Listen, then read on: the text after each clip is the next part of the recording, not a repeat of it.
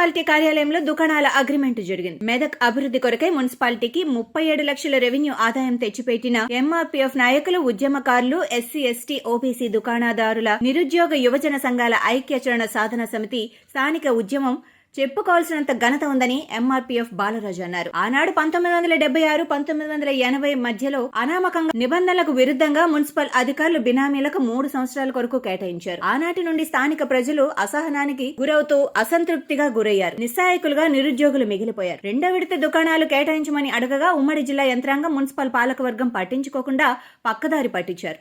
ఆనాటి నుండి మున్సిపాలిటీకి రావాల్సిన ట్యాక్స్ రూపంలో ఆదాయం ఆగిపోయింది. మెదక్ పాత బస్టాండ్ ఎదురుగా 17 దుకాణాలు యాక్షన్ కాగా, పటేల్ కుటుంబంలో గల 67 దుకాణాలకు 2012 సంవత్సరంలో వేయాల్సిన దుకాణాల నోటిఫికేషన్లు స్థానిక నిరుద్యోగుల వ్యాపారుల నిమిత్తం ఎదుగుదలపై కొందరి రాజకీయ నాయకులు వ్యతిరేకుల కారణంగా టెండర్లు కుట్రదారుల వారి వలన అకారణంగా నిలిపివేశారు. అలా నిలిచిపోయినప్పటి నుండి నిరుద్యోగ ఉద్యమం కొనసాగుతూ వస్తోంది.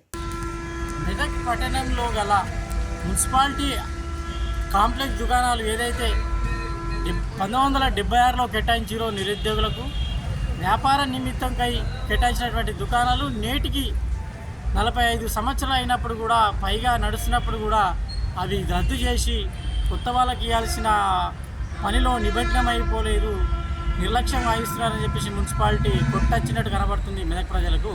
మెదక్ అభివృద్ధిలో భాగంగా మెదక్ మున్సిపాలిటీ దుకాణాలు కూడా ఒక భాగమే అని చెప్పేసి కూడా చెప్పక తప్పదు. ఈ అభివృద్ధిలో భాగమైన దుకాణాలు పదే వాయిదా వేయడం, టెండర్లు పలకపోవడం, నిరుద్యోగుల నుంచి డీడీలు మళ్ళీ కూడా రిటర్న్ ఇస్తామని చెప్పి బెదిరించడం అనేది కూడా చాలా దురదృష్టం, దౌర్భాగ్యం అని చెప్పేసి కూడా మెదక్ ప్రజలు గ్రహించాల్సిన అవసరం ఉంది. నిర్లక్ష్యంగా మున్సిపల్ అధికారులు ఈ విధంగా వ్యవహరించడం వల్ల మున్సిపాలిటీకి రావాల్సిన ఆదాయం కోల్పోతుంది. పదే మున్సిపాలిటీలో జమ చేయాల్సినటువంటి రెవెన్యూ సొంత ప్రయోజనాలకు వాడుకుంటారని కూడా ప్రజలు నిందారోపణలు ఉన్నాయి అధికారుల మీద, పాలకులు. కాబట్టి వెంటనే తక్షణమే రద్దు చేసి కొత్త వాళ్ళకి ఇవ్వాల్సిన కార్యాచరణ రూపొందించుకోవాలని చెప్పేసి కూడా మేము డిమాండ్ చేస్తున్నాం.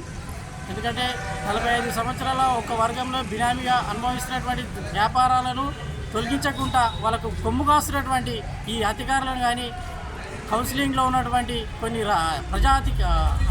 ప్రజాప్రతినిధులు కానీ కూడా బాధ్యత వహించాలని చెప్పేసి మేము వాళ్ళకు సోయి తెచ్చుకోవాలని చెప్పేసి మేము డిమాండ్ చేస్తున్నాం, తెలియపరుస్తున్నాం. మెదకు అభివృద్ధి మార్గాన్ని కోరుకున్నటువంటి మా నిరుద్యోగులు మెదక్లో ఉన్నటువంటి అన్ని ఆధునిక అవసరాల కోసంలో, ఆధునిక అవసరాల్లో భాగంలో ఉన్నటువంటి మెదక్లో ఉన్నటువంటి భాగమైన దుకాణాలు కూడా ఒక భాగమే గుర్తించాల్సిన అవసరం ఉంది.